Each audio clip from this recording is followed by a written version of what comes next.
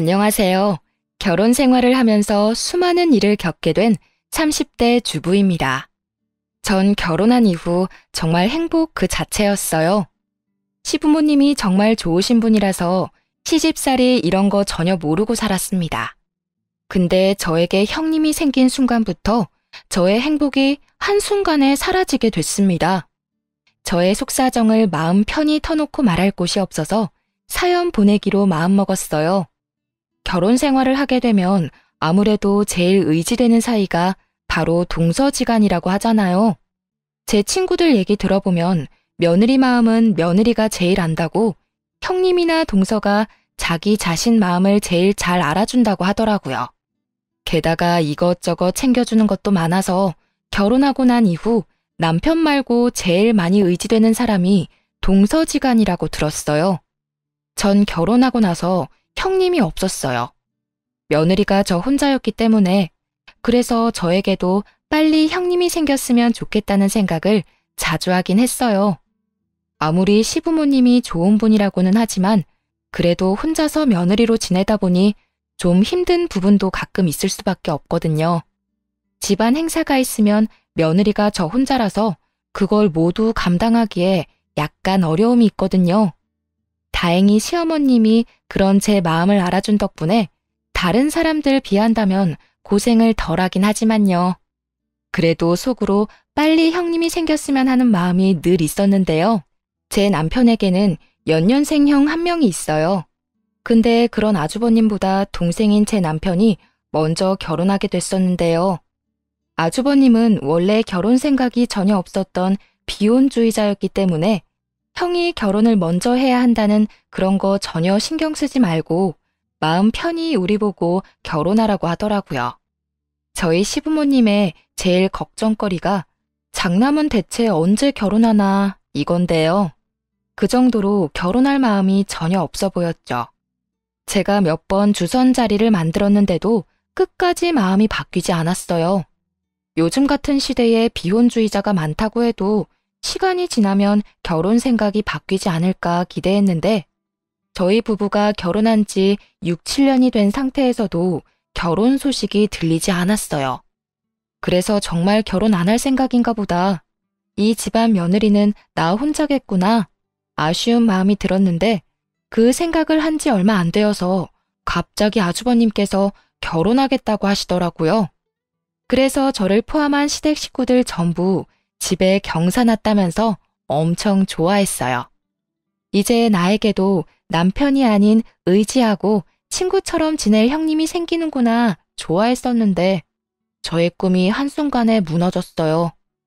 아주버님께서 결혼 허락을 받기 위해 시부모님 댁에서 다 같이 모인 적이 있어요. 근데 전 형님의 얼굴을 보자마자 얼굴이 썩 굳었습니다. 형님도 마찬가지로 분명 저를 보고 많이 놀란 눈치더라고요. 그 이유는 형님이 저의 고등학교 동창이기 때문인데요. 고등학교 동창이면 오히려 좋은 거 아닌가? 그런 생각 당연히 들 수 있습니다. 근데 좋아할 만한 사이가 아니기 때문인데요. 형님과 전 같은 고등학교 같이 나온 동창이지만 저와 전혀 친하지 않았고 오히려 앙숙이었어요. 그 이유는 형님께서 저의 친한 고등학교 친구를 심하게 왕따시켰던 주동자였기 때문인데요. 지금도 여전히 친한 제 친한 친구를 정말 심하게 괴롭혔답니다. 요즘 학교폭력 주제를 다룬 드라마 덕분에 학폭에 대한 관심이 많이 생겼잖아요. 그만큼 학교폭력에 대한 경각심도 생겼고요. 형님은 고등학교 시절 제 친구에게 했던 행동들은 정말 끔찍했어요. 양동이에 물을 담아서 제 친구에게 뿌린 적이 한두 번이 아니고 체육 시간에 입어야 할 체육복을 모두 찢는 일도 서슴없이 해왔던 아주 나쁜 친구였습니다. 결국 지친 제 친구는 졸업을 앞뒀음에도 다른 학교로 전학 갔어요. 다행히 그런 제 친구를 받아준 학교가 있었고요. 제 친구가 전학 간 이후로 다른 친구를 괴롭히는 건 아닐까 걱정이 많았었지만 그 당시 졸업을 곧 앞두고 있던 때라서 다른 친구를 괴롭히거나 하지 않았어요. 전 그런 형님의 과거를 모두 알고 있는 사람이기 때문에 이 결혼을 하게 가만히 둘 수가 없겠더라고요. 시부모님은 당연히 그런 형님의 정체를 모르다 보니 너무 좋아하시더라고요. 형님도 마찬가지로 예전 모습이 생각나지 않을 정도로 여우처럼 콧소리를 내며 애교를 부리더라고요. 아무래도 잘 보여야 하기 때문이겠죠. 전 잠깐 시간이 날 때 그런 형님을 따로 불러서 얘기했습니다. 오랜만이다. 너가 규환 씨 동생 와이프일 거라고는 생각지도 못했었는데. 너가 이제 내 동서가 되는 건가? 아무래도 고등학교 친구가 가족이 되는 거라서 좀 편하겠다. 앞으로 잘 부탁한다. 너 정말 이 결혼할 생각이야? 왜 하필 내 아주버님이랑 결혼하는데? 너 우리 아주버님 아니더라도 결혼할 사람 충분히 많잖아. 그러니까 당장 헤어져. 너가 뭔데 헤어지래? 너 혹시 예전에 내가 너 친구한테 했던 행동들 때문에 그러는 거니? 그게 언제적 일인데 그 일로 결혼하지 말라는 거냐? 그리고 내가 너 괴롭힌 것도 아닌데 왜 너가 흥분하고 그래? 오바 좀 하지 마. 너도 알고 있네. 너가 내 친구한테 잘못한 짓들 말이야. 그럼 아주버님한테 다 말해도 되는 거네? 알겠어. 너가 그렇게 당당하면 내가 솔직하게 말해도 크게 문제될 것도 없겠다. 야, 너 진짜 말할 생각은 아니지? 이 결혼 못하게 되면 내가 조용히 넘어갈 것 같아? 너 그 입 조심해. 너 때문에 이 결혼 못하게 되면 내가 너 죽일 거야. 알겠어? 형님은 자기 결혼 망치면 절 죽이겠다는 말도 서슴없이 했어요. 그래도 전 이 사실을 가족들에게 알려야 되겠다는 마음을 굳게 먹었고 제 남편에게 먼저 말해야 되겠다고 생각하게 됐습니다. 자기야, 있잖아. 당신한테 할 얘기가 있어. 형님들 분과 관련된 이야기야. 어? 무슨 얘기? 사실 형님들 그 사람이랑 나랑 같은 고등학교 동창이거든? 근데 그 사람 내 친구 왕따 당하게 만든 주동자야. 그것도 아주 심한. 그래서 난 그 여자랑 아주버님이랑 결혼 절대 안 했으면 하거든? 며칠 전에 아주버님이 결혼 허락 받겠다고 왔었던 날 기억하지? 그날 내가 그 여자한테 따로 결혼 안 했으면 한다고 말했더니 이 결혼 방해하는 순간 나 죽이겠다는 말도 했어. 내가 오지랖 부린다는 것쯤 충분히 알겠는데 이제까지 걔가 내 친구한테 해왔던 행동들 내가 전부 봤던 사람이다 보니 이 결혼 안 했으면 해. 사람은 쉽게 변하지 않는다고 하잖아. 그렇게 못된 애가 아무리 개가천선했다고 해도 언제 또다시 본 모습으로 돌아갈지도 모르는 거고. 당신 생각은 어때? 정말이야? 아무리 과거라고 해도 그런 과거를 갖고 있는 사람이면 나도 반대야. 언제 다시 돌변할지도 모르는 거고. 당신은 그냥 모른 척하고 가만히 있어. 내가 엄마랑 형한테 따로 말해볼게. 부탁할게. 나 그 여자가 내 형님이 되는 꼴 절대 못 봐. 그 사람이 내 형님이 된다면 평생 아주버님 보기도 싫을 것 같아. 남편은 저에게 따로 얘기를 듣고 저와 같이 이 결혼에 대해 반대를 심하게 했어요. 그래서 남편은 아주버님과 어머님께 따로 이 사실을 말하게 됐는데요. 어머님은 팔짝 뛰며 이 결혼 반대라며 화를 내셨다고 해요. 학교 폭력이 얼마나 나쁜 짓인데 그런 짓을 했던 여자는 우리 집안 식구가 될 수 없다면서 결사 반대를 하셨습니다. 근데 정작 아주버님의 의견은 달랐어요. 그건 그냥 과거일 뿐이라고. 지금은 성인이고 그 일에 대해서 충분히 반성하고 있을 거라고 하더군요. 남편과 시어머님이 크게 반대를 했음에도 결국 아주버님은 결혼을 그대로 진행했습니다. 그리고 아주버님은 본인이 형님의 학교 폭력에 대한 이야기를 알고 있다는 것을 끝까지 모른 척 하더라고요. 자신이 이 사실을 알고 있다는 걸 형님이 알게 되면 괜히 저한테 불똥이 튀기지 않을까 싶다면서요. 전 앞으로 그 여자한테 형님이란 호칭을 써야 한다는 것부터가 마음에 들지 않았습니다. 시어머님은 제가 걱정이 됐는지 가족들 있는 앞에서만 형님이라 부르고 뒤에서는 편하게 이름을 부르든 말든 크게 신경 쓰지 않겠다고 하셨어요. 그렇게 가족들 반대 속에서도 결혼하게 된 아주버님은 입이 찢어져라 너무 좋아하셨어요. 너무 좋았던 나머지 와이프를 아기처럼 대하더라고요. 원래 두 사람은 같은 직장에 다니던 사람인데 결혼한 직후 형님 보고 편하게 집에서 쉬며 지내라고 직장까지 그만두게 했어요. 원래 형님은 전업주부가 꿈이라고 했거든요. 아주버님이 회사에서 나름 연봉이 높은 사람이라서 형님 한 명 일 그만둬도 크게 문제가 될 게 전혀 없거든요. 형님도 그거 노리고 결혼한 눈치였고요. 형님은 일을 그만둔 이후 마치 배짱이라도 된 것처럼 엄청 신나게 노는 눈치였어요. SNS를 보면 여행을 엄청 다니는 것 같더라고요. 원래 결혼하기 전에도 아주버님과 자주 해외여행을 다녔던 것 같더니만 결혼하고 난 뒤로는 아주버님과는 물론이고 아주버님이 힘들게 번 돈으로 친구들과도 비싼 호텔에 가서 놀거나 국내 여행을 자주 다니는 것 같았어요.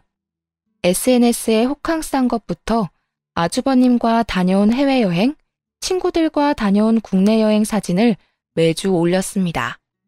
아무리 아주버님이 돈을 잘 버는 직장이라고 해도 이렇게 사치를 부리며 살아도 되는 건가 싶었어요. 아주버님의 지극정성 덕분에 형님의 씀씀이는 나날이 커지게 됐는데요. 여행은 물론이고 매주 피부 마사지를 받을 수 있게 해주기도 했답니다. 형님 용돈만 한 달에 300만 원 이상이라고 들었어요. 그 말을 듣자마자 시어머님이 이 사실을 알게 되면 난리도 아니겠다 싶더라고요. 평소 돈에 대해 아쉬운 소리를 해본 적이 없는 아주버님께서 형님의 씀씀이가 도저히 감당이 안 됐는지 저 몰래 제 남편을 찾아갔다고 해요. 제 남편한테 1,000만 원만 빌려줄 수 없냐는 말까지 했다고 합니다. 동생아, 나 돈 좀 빌려줘라. 내가 요즘 생활비가 너무 부족해서 살 수가 없어. 무슨 소리야. 형이 돈이 부족하다니. 형 한 달에 얼마나 돈 벌고 있는지 내가 다 아는데 무슨 일 때문에 그래? 너 형수가 용돈을 너무 많이 쓴다. 한 달에 300만 원이나 써. 제발 그만 좀 써라 말해봐도 내 말을 안 들어. 뭐? 미친 거 아니야? 아무리 형이 돈을 잘 번다고 해도 한 달에 개인적으로 300만 원 쓰는 건 말이 안 돼. 제발 그렇게 쓰지 말라고 말 좀 제대로 해보지. 그러면 집을 나가는데 어떡하냐? 나도 미칠 지경이다. 형님이 쓰는 돈들 때문에 내야 할 보험비, 관리비 등 밀렸다고 하더라고요. 그 말을 듣게 된 남편은 화가 나서 그럼 형님을 직장에 다니게 하든지 용돈을 줄이든지 하라고 했더니 그런 말을 하면 며칠 동안 집을 나간다고 해요. 그래서 회사에 다니라는 말조차 꺼내지 못한다고 합니다. 결국 남편은 돈 빌려주려고 했던 마음이 그 말을 듣는 순간 싹 사라졌다고 해요. 그래서 남편은 아주버님께 정신 좀 차리면서 살라는 말을 한 뒤 돈을 빌려주지 않았다고 해요. 그런 아주버님을 만나고 난 뒤 저에게 이런 상황을 모두 설명해줬고요. 저도 그 말을 듣는 순간 어이가 없더군요. 그런 여자가 뭐가 좋다고 데리고 사는지. 어느 날 형님의 욕심과 이기심 때문에 집안이 난리가 난 적이 있었어요. 형님과 아주버님이 결혼한 후 처음으로 생기게 된 시어머님 생신날이었어요. 아주버님이 결혼하기 전 우리 부부 100만 원, 아주버님 50만 원씩 어머님 생신 선물로 주고 있었어요. 원래 어머님이 이것저것 선물 사오는 것보다 돈으로 주는 게 제일 좋다고 하셨거든요. 그래서 저희 부부는 2명이니까 100만 원을 드렸던 거였고 아주버님은 결혼하기 전 혼자였으니까 50만 원씩 드렸던 거였고요. 우리 부부는 맞벌이 부부라서 100만 원 용돈 드리는 게 감당이 되었지만 아주버님 부부는 아무래도 형님이 일을 안 하고 있는 상태라서 100만 원까지 드리기가 좀 부담이 되었나 봐요. 그래서 아주버님은 결혼하고 난 뒤에도 50만 원을 드리게 됐습니다. 어머님도 그걸로 크게 뭐라고 하지 않으셨고요. 그렇게 저녁을 먹고 어머님께 생신 선물로 용돈을 드리는 시간을 갖게 됐는데 갑자기 형님의 표정이 싹 굳더라고요. 여보, 어머님한테 준 봉투 뭐야? 좀 두툼해 보이네? 어? 돈이야. 엄마 이번에 생신인데 용돈 드려야지. 지난번에 엄마한테 돈 준다고 당신한테 미리 말했잖아. 얼마? 얼마 담았는데? 50만 원. 당신이랑 결혼하기 전부터 엄마한테 매년 생신 때마다 50만 원 드렸어. 50만 원? 10만 원만 드리면 되지. 뭘 50만 원까지 드려. 어머님 연세에 돈 얼마나 많이 쓰신다고 50만 원이나 드리냐고. 다음부터 10만 원씩만 드리자. 형님은 어머님, 아버님 모두 있는 자리에서 인상 팍 쓰며 10만 원만 드리자고 말했어요. 사람 면전에 대고 대놓고 돈 많이 준다고 싫은 티 팍팍 내는 사람은 처음 봅니다. 어머님은 형님의 태도 때문에 이미 상처를 받았는지 웃고 있던 표정이 싹 굳었어요. 옆에 계시던 아버님도 마른 기침을 계속 하셨고요. 아주버님은 중간에서 많이 난처해 보였답니다. 형님, 아무리 그래도 부모님께 드리는 돈인데 뭐 어때요? 자주 드리는 용돈도 아니고 1년에 딱 한 번만 드리는 용돈인데. 동서, 말 이상하게 한다. 동선에는 맞벌이니까 50만 원은 아무렇지 않게 줄 수 있는 돈이겠지. 근데 우리는 홀벌이라 50만 원은 큰 돈이야. 그러니까 생각 좀 하고 말해. 야, 이 돈 안 받으련다. 꼭 내 생일날 돈 가지고 이 난리를 쳐야 되겠냐? 그네 너 돈 가지고 그러는 거 아니다. 우리 큰아들 이제껏 돈 가지고 쫌생이처럼 굴었던 적 단 한 번도 없어. 우리 아들이 번 돈 가지고 왜 너가 생색이니? 솔직히 내가 알고도 모른 척한 거 많다. 너 이제까지 내 아들 돈 가지고 친구들이랑 여행 다니고 너 피부과 다닌 거 내가 모를 줄 알았니? 너가 지금 다니고 있는 피부과 내 친구도 다니는 피부과야. 너 매주 그 피부과 출근 도장 찍는다며? 너 결혼하고 나서 직장 바로 그만뒀는데 무슨 돈으로 그 피부과 다니는 거니? 그 돈 다 내 아들 돈이잖아. 그래놓고 우리 큰아들이 엄마한테 생일이라고 용돈 좀 주겠다는데 그게 그렇게 아까워? 어? 어머님, 이제 아들이 돈 벌고 어디에 쓰는지 간섭하면 안 되시죠. 이 사람 결혼하기 전까지는 어머님이 간섭했을지 몰라도 결혼했으면 이 사람 번 돈 이제 제가 알아서 해야 할 부분이라고 생각해요. 그러니까 어머님께 주는 용돈도 제가 알아서 해야 할 부분이라고 생각해요. 그러니까 제가 하는 말 너무 섭섭하게 느끼지 마시고 이해해 주세요. 그래, 그럼 이 돈 갖고 이 집에서 당장 나가. 앞으로 우리 집에 발도 들일 생각하지 마. 나한테 이 돈 주는 것도 아까우면 내 입으로 들어가는 모든 음식들도 모두 아깝고 그렇겠네. 앞으로 나 볼 생각하지 마. 알겠니? 네, 그럴게요. 어머님 그 말 꼭 지키시길 바랄게요. 여보, 당장 일어나. 우리 이제 앞으로 올 일 없을 거야. 당장 나가자고. 형님은 끝까지 어머님 말씀에 지지 않고 말대답을 했습니다. 그렇게 형님은 어머님 말씀대로 어머님을 평생 안 보고 살 작정인지 아주버님을 억지로 끌고 나가려고 했어요. 그러던 와중에 형님은 아버님이 제일 아끼는 도자기를 실수로 건드려 깨뜨리고 말았습니다. 그걸 본 아버님도 덩달아 화가 나셨어요. 우리 집에 개집에 한 명 잘못 들어와서 별의 별일이 다 생기는구나.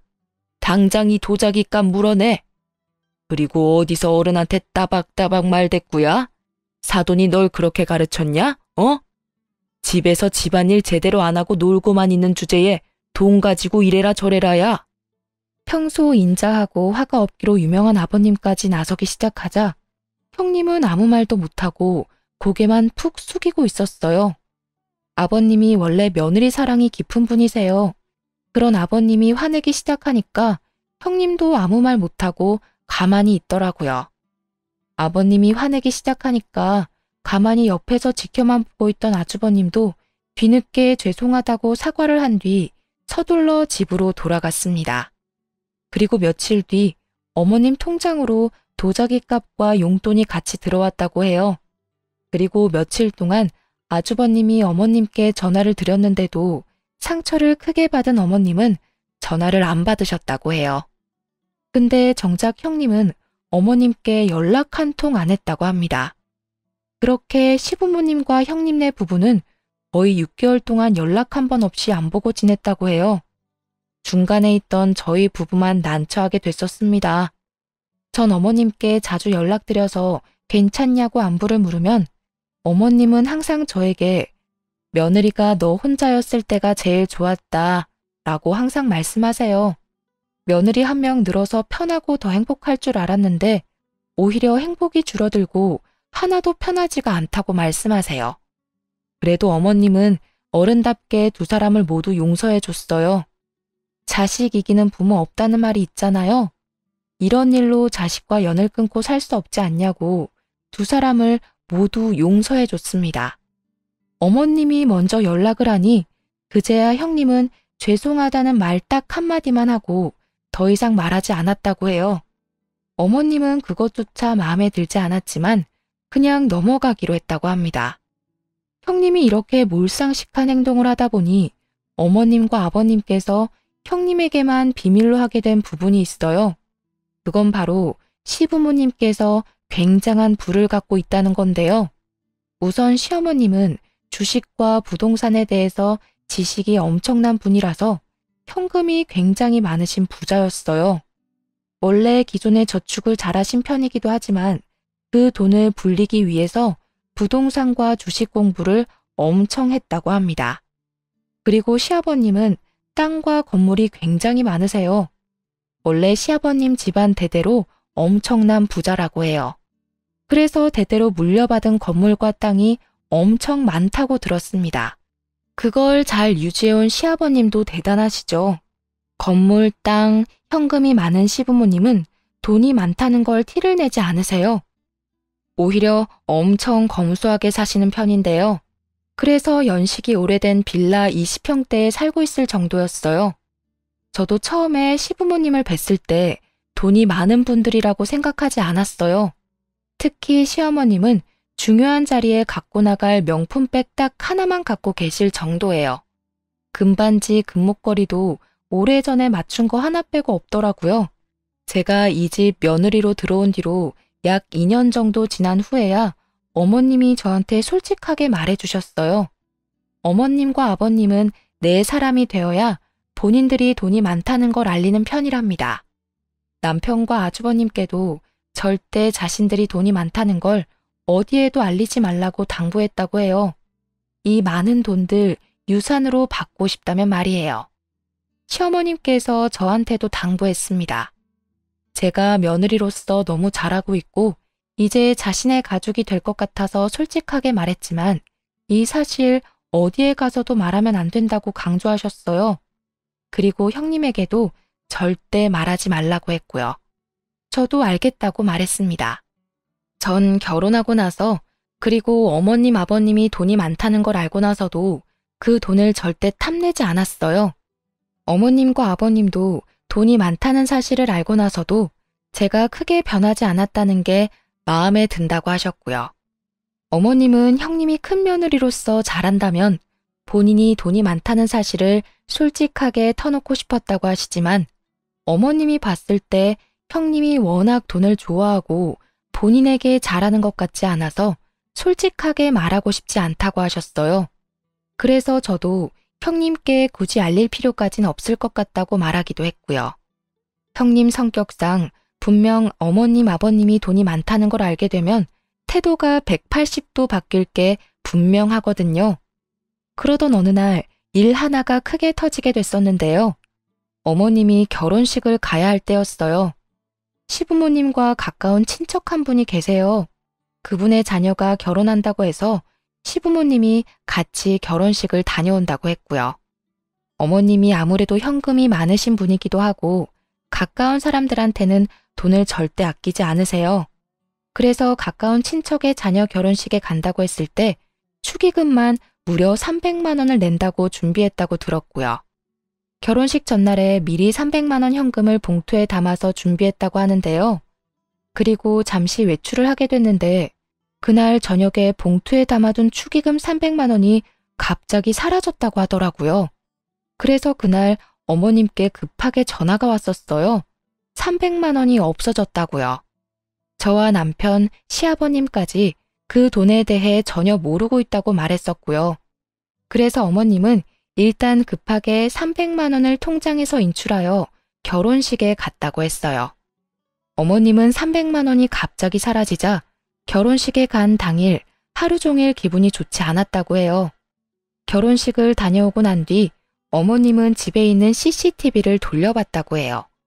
전 어머님 집에 CCTV가 있는 줄은 꿈에도 몰랐어요. 어머님 집 현관문 앞에 CCTV가 설치되어 있었다고 해요. 아무래도 집에 현금이 많은 편이라서 집 앞에 CCTV가 필수라고 하더라고요. 그 대신 CCTV를 설치한 사실을 모두에게 알리지 않았었고요. 어머님은 CCTV를 돌려봤다고 하는데 어머님은 CCTV 영상을 보자마자 경악을 금치 못했다고 합니다. 축의금을 가져간 범인은 바로 형님이기 때문인데요. 축의금이 사라진 날 형님이 급하게 돈 봉투를 가지고 나가는 게 영상에 모두 담겼다고 해요. 그 영상을 보게 된 시댁은 난리가 났습니다. 그리고 형님은 이번에만 돈을 훔쳤던 게 아니라 이제껏 어머님의 돈을 조금씩 티 안 나게 가져가서 쓰고 있던 거였어요. 어머님 집에 갈 때마다 어머님 서랍 안쪽에 현금이 많다는 걸 우연히 확인했던 형님께선 조금씩 가져갔던 거였더라고요. 어머님은 돈이 조금씩 사라지고 있다는 걸 이미 눈치챘었지만 크게 터치하지 않았다고 해요. 근데 이번에 영상으로 모든 걸 알게 된 어머님은 가만히 있으면 안 되겠다 생각했다네요. 계산해보니 형님이 가져간 돈만 무려 1,000만 원이 넘는다고 합니다. 이 사실에 대해 전부 알게 된 어머님은 그날 당일 형님네 부부와 저희 부부를 모두 호출했어요. 아무것도 모르고 있는 형님의 표정은 순진무구했었는데요. 어머님은 그런 형님을 보자마자 뺨을 때리셨어요. 우리 집에 도둑년을 뒀었네. 너 이제까지 내 돈 조금씩 가져갔었더라. 근데 겁도 없이 이젠 대놓고 300만 원 담긴 돈 봉투를 그냥 가져가? 너가 사람이니? 어떻게 그걸... 어머님, 죄송합니다. 제가 죽을 죄를 졌어요. 제가 돈이 너무 급한 나머지 잠깐 미쳤나 봐요. 어디 할 짓이 없어서 너 시엠이 돈을 훔쳐. 당장 그 돈 돌려놔. 알겠어? 이제껏 이딴 년을 내 큰 며느리라고 생각하며 살아왔더니 내가 미쳤지. 더 길게 생각할 것도 없다. 너희들 당장 이혼해. 우리 집에 이딴 도둑년을 내 며느리로 둘 수 없어. 어머님, 저 이 사람이랑 절대 이혼 못해요. 한 번만 용서해 주세요. 제가 정말 속죄하면서 살겠습니다. 어머님 돈 많이 훔치지도 않았어요. 제발 용서해 주세요. 저 이 사람이랑 이혼하면 앞으로 죽을지도 몰라요. 민규한, 너 이 엄마 말 들었어, 못 들었어? 이 도둑년이랑 이혼 안 할 거야? 이 계집년이 내 돈 훔쳐간 게 1,000만 원이 넘어. 그동안 너 돈 빼먹은 것도 모자라서 이제 내 돈까지 탐냈다고. 너 얘랑 이혼 안 하면 나랑 평생 못 보고 살 줄 알아. 나 얘 내 며느리로 뒀다가 혈압으로 쓰러질 것 같아. 고민 좀 해볼게요. 일단 저 이 사람과 따로 얘기 좀 하고 올게요. 엄마, 일단 제가 대신 사과할게요. 당신 당장 나와. 나랑 얘기 좀 해. 아주버님도 어머님처럼 많이 화가 난 모양인지 어머님의 말씀을 모두 듣고 형님을 데리고 나갔어요. 어머님께 따로 들은 얘기지만 아주버님 그날 엄청 화가 난 나머지 형님께 손까지 올릴 뻔했다고 합니다. 다행히 때리지는 않았다고 하는데요. 그 이유는 형님이 임신을 한 상태였기 때문이에요. 아주버님이 이혼하자고 말한 뒤 자신을 때리려고 하니 그 순간 지금 임신한 몸이라고 책임지라고 말했다네요. 아주버님은 그 말을 듣고 더더욱 이혼하기로 결심했는데요. 이유는 아주버님께서 임신이 불가능한 몸이기 때문이에요. 여보, 나 임신했어. 당신 애 가졌다고. 그런 나 때리기까지 한다고? 어디 한번 때려봐. 당신 애 가진 사람인데 때릴 수나 있겠어? 임신을 했다고? 그 애가 내 애라는 증거 있어? 어디? 당신 지금 크게 착각하고 있는 게 있는 모양인데 나 무정자증이야. 애 가질 수 없는 몸이라고. 그런 내 아이를 가졌다는 거야? 뭐? 그게 무슨 말이야? 무정자증이라니. 그런 사실을 나한테 말 안 하고 결혼했다는 소리야? 지금 그게 중요해? 나랑 결혼한 당신이 다른 남자 아이를 가지고 왔는데 당신 지금껏 누구랑 침대에서 뒹굴고 왔길래 그래? 다른 남자랑 침대에서 뒹굴고 와놓고 그 애가 내 애라고 거짓말을 하는 거야? 와, 이런 여자를 내 와이프라고 데리고 산 게 더럽고 수치스럽다. 당신 용서해줄까 잠시 생각한 내가 등신이지. 아주버님이 예전에 큰 사고를 당한 적이 있다고 해요. 예전에 친구와 축구를 하다가 친구가 찬 축구공에 맞은 적이 있는데 이날 이후 후천적으로 정자를 생성하지 못하게 됐다고 하더라고요. 그래도 생활을 하는데 문제는 없고요. 형님께서 결혼하기 전부터 아이 낳을 생각이 전혀 없다고 했었기에 아주버님이 그런 형님과 마음 편히 결혼하게 되었던 거였고요. 그런 사실을 모르고 있던 형님께선 아주버님의 아이를 가졌다고 거짓말을 하게 된 거였는데요. 그 말이 아주버님한테 통할 일은 당연히 없죠. 결국 아주버님과 형님은 이혼하게 됐습니다. 혹시 몰라서 아주버님과 형님은 같이 산부인과에 갔다고 들었어요. 형님은 임신한 게 맞았고 아주버님은 역시나 정자 생성이 안 돼서 임신 불가능한 상태였고요. 왜 자신의 엄마 돈을 훔쳤냐고 물었는데 아주버님에게 받은 300만 원 용돈도 부족하다고 느껴 어머님의 돈도 결국 훔치게 된 거라고 합니다. 아주버님은 형님과 합의 이혼을 하면서 당장 돈부터 갚으라고 말했습니다. 한 푼도 갖고 있지 않았던 형님은 친정 부모님의 도움을 받아서 시어머님께 2천만 원을 갚게 됐습니다. 형님의 친정 부모님은 여유가 있는 집안이 아니라고 들었어요. 그래서 있던 돈 없는 돈 다 끌어모아서 형님 대신에 갚아준 거라고 들었어요. 그리고 형님은 아무래도 아주버님과 살면서 직장을 다니지 않았던 상태였기 때문에 이혼하면서 한 푼도 갖지 못한 상태로 쫓겨나가게 된 거였는데요. 아무래도 이제까지 흥청망청 쓰던 버릇이 있어서 이혼하고 난 이후에도 씀씀이가 크게 달라진 게 없다고 하더라고요. 직장도 구하지 않은 상태에서 친정 부모님 도움을 받아서 지내던 형님은 그런 친정 부모님한테도 버림을 받았다고 하네요. 아무래도 친정 부모님도 형편이 좋지 못하다 보니 씀씀이가 큰 형님을 감당하기에 어려움이 있었죠. 재산이 단 한 가지도 없던 형님은 친정 부모님한테도 쫓겨난 이후 재취업을 하기 위해 열심히 움직였다고 하지만 아무래도 경력이 단절된 상태라서 재취업을 하는데 어려움이 있었다고 하네요. 그리고 임신한 상태라서 다시 일을 하는 것조차 좀 버거웠던 모양이에요. 뒤늦게 한 사실이지만 형님의 아빠 아이 정체는 아직까지도 모른다고 합니다. 제 친구가 알려준 사실인데 형님이 이혼하기 전 친구들과 제주도 여행을 갔었을 때 아주버님 몰래 남자들과 합석을 하게 됐고 거기서 하룻밤을 보냈다고 해요. 거기서 가진 애라고 하는데요. 그 당시 하룻밤을 보냈던 남자의 연락처는 받지 않았기 때문에 임신한 아이를 혼자 키워야 되는 상황이 돼버린 거죠.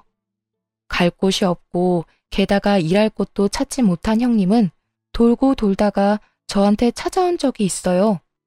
형님은 저희 집까지 찾아오기엔 염치가 없었는지 저를 따로 카페에 불렀었는데요. 동서, 아니, 지혜야, 오랜만이다. 잘 지냈어? 얼굴 많이 좋아 보이네.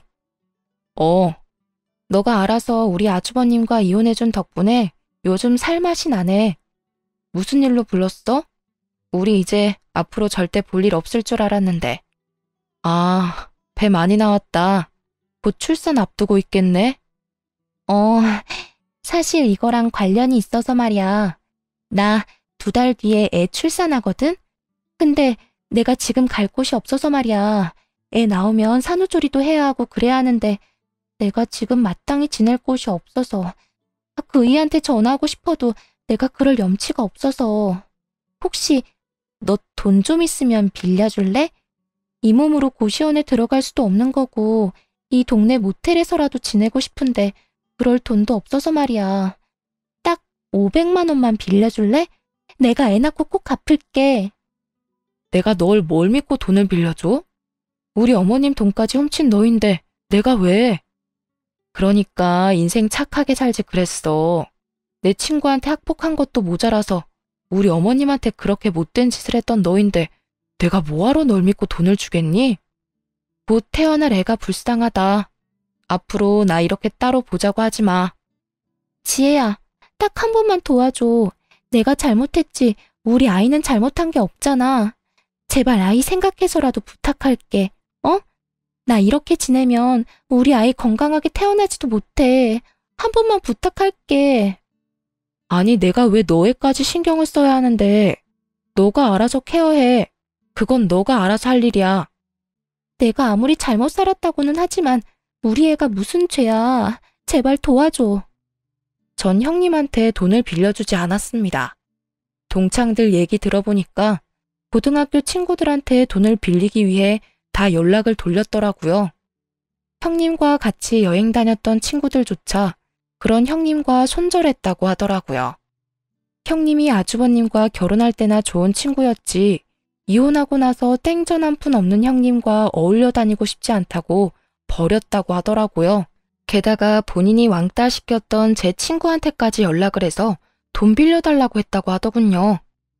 양심도 없는 년, 너 지금 꼴이 얼마나 우습고 못났는지 알고 있니?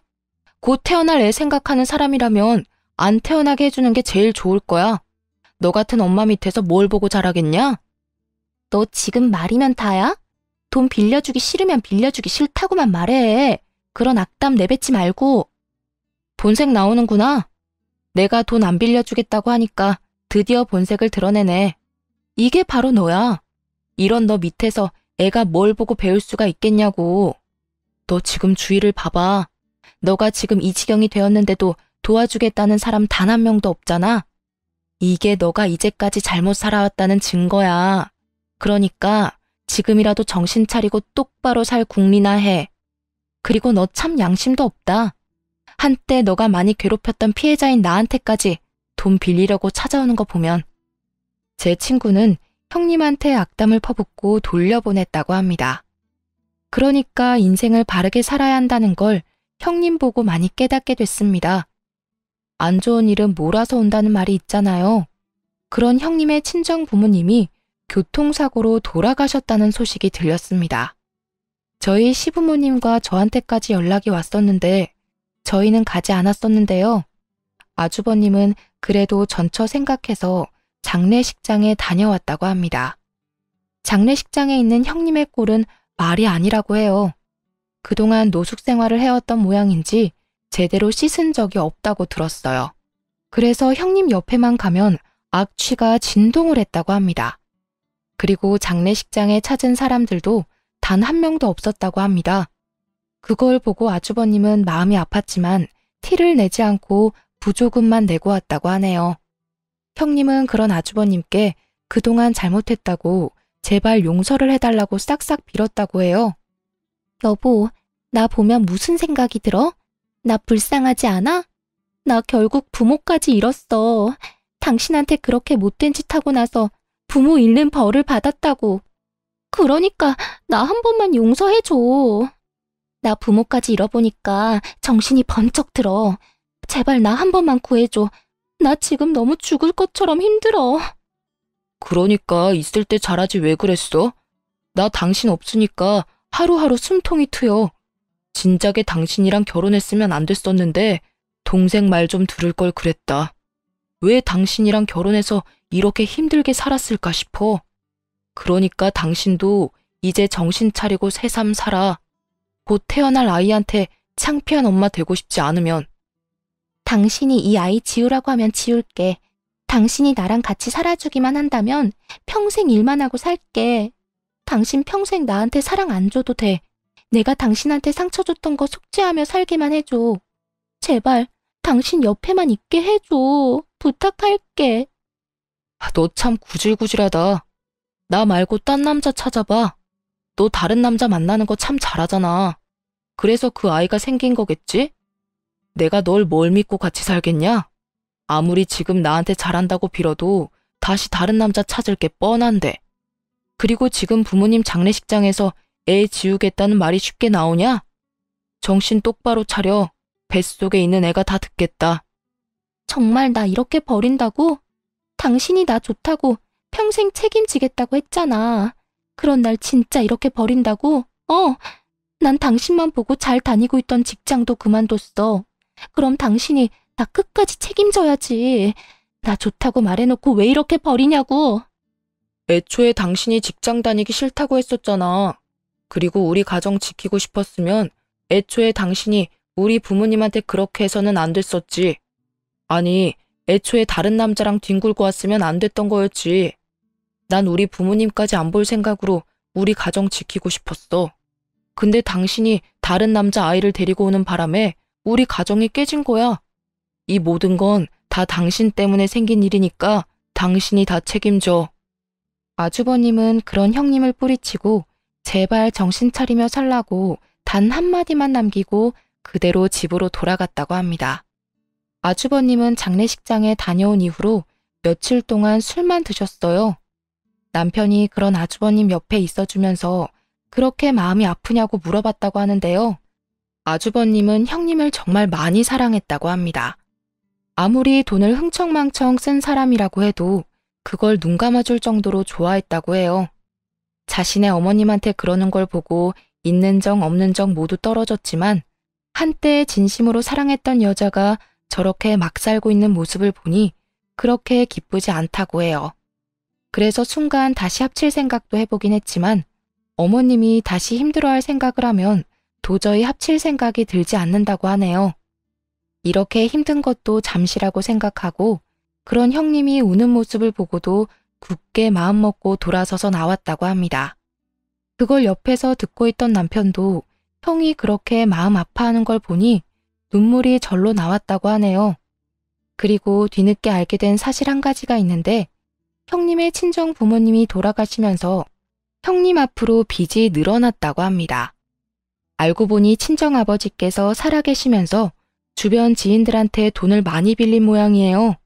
친정아버지가 주변 사람들한테 빌린 돈만 무려 1억 5천만 원이라고 하는데요. 아무래도 형편이 좋지 않다 보니까 돈을 많이 벌기 위해서 고깃집 하나를 운영하려고 했었나 봐요. 근데 고깃집을 오픈하고 난 뒤 장사가 잘 안 됐었고 교통사고가 난 바람에 이런 상황까지 오게 된 거라고 하는데요. 결국 형님은 친정아버지 때문에 감당하기 어려운 빚까지 얻게 된 거였어요. 저희 아주버님이 다녀간 이후 장례식장에 빚쟁이들이 엄청 많이 왔다고 해요. 그래서 형님한테 돈 갚으라고 엄청 독촉을 했다고 합니다.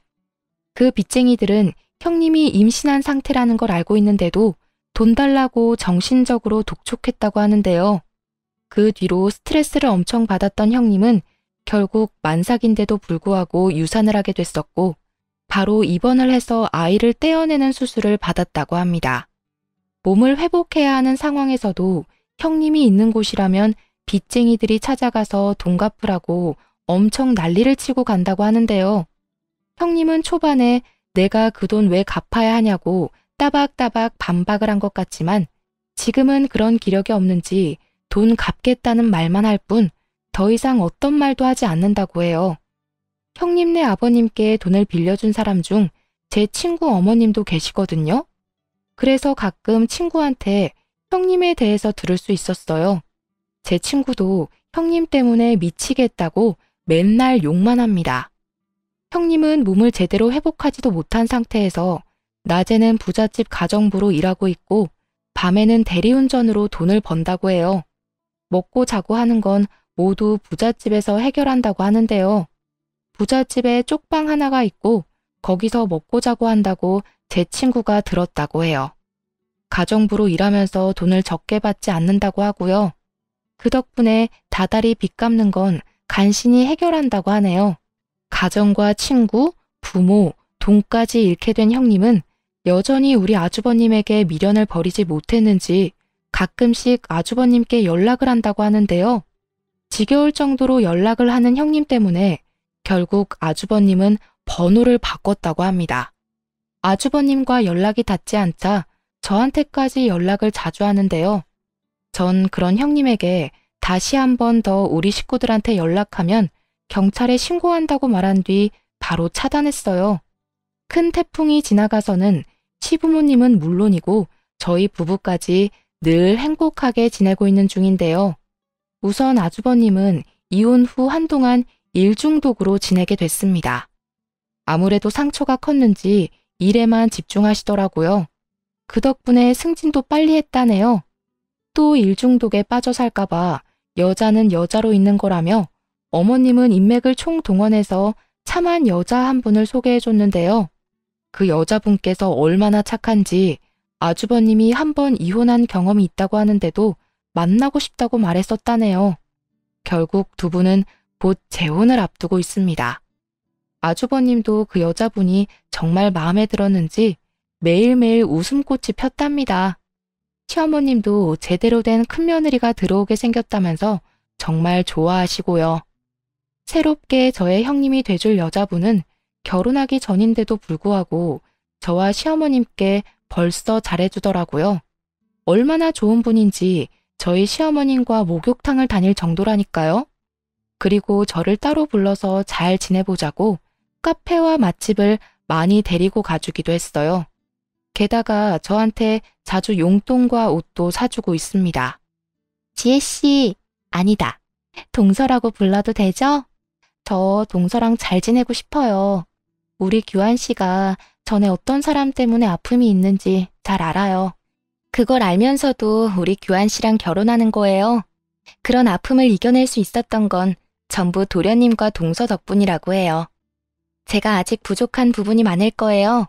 그래도 윗사람으로서 열심히 최선을 다할게요. 부족한 부분이 보여도 귀엽게 봐주세요. 형님, 결혼 전부터 이렇게 잘해주셔서 감사해요. 사실 저도 그렇지만 우리 시어머님이랑 아주버님께서 많이 힘들어하셨어요. 이렇게 천사 같은 형님이 생겨서 저도 엄청 기쁘네요. 그보다 우리 어머님 아주버님이 형님 덕분에 많이 행복해하고 있어요. 저야말로 너무 잘 부탁드려요. 새롭게 저희 형님이 돼줄 분께서 이 정도로 성격이 엄청 좋답니다. 그동안 형님 같지도 않은 여자 때문에 스트레스가 엄청 쌓였는데 이젠 저에게 제대로 형님다운 형님이 생긴 것만 같아서 행복해요. 아주버님도 정말 좋아하시고요. 남편과 저는 이번에 아이가 생기게 됐는데요. 임신한 지 약 3달 정도 됐어요. 아이가 생기다 보니 이사를 가야 했었어요. 둘이서 살고 있던 집이 방 2개밖에 없던 집이라서 아이 생각해서라도 방 3개짜리 집으로 이사 가야 했었는데요. 우리가 이사 간다고 하니까 아버님께서 통 크게 집 하나 장만해 주셨습니다. 곧 손자가 태어나는데 할아버지로서 하나 크게 선물해 주고 싶다면서 34평짜리 집 하나 사주셨어요. 얼마나 감사하던지. 그리고 아주버님이 곧 재혼한다고 말하니 아버님께서 그 결혼식 비용도 전부 지원해 주셨고요. 형님이 알아서 나가준 덕분에 모든 게 술술 잘 풀리고 있어요. 시어머님도 하시는 말씀이 그 여자 한 명 나간 덕분에 우리 집에 좋은 일만 가득 들어온다고 진작에 이혼시켜야 했었다고 늘 말씀하시고 있어요. 한번 나쁘게 살다 보면 정말 끝도 없이 나쁜 일들이 들어오는 것 같더라고요. 형님도 한번 나쁘게 살다 보니 이렇게 벌 제대로 받게 됐잖아요. 전 수많은 나쁜 일들 중에서 학교 폭력이 정말 잘못된 일이라고 말하고 싶어요. 요즘 학교 폭력에 대해서 많은 언급이 되고 있는데 지금 학생분들 절대 나쁜 짓은 하면 안 된다고 말하고 싶네요. 지금 지은 죄는 나중에 커서 다 돌려받거든요. 저도 곧 부모가 되는 입장에서 이런저런 걱정이 많이 됩니다.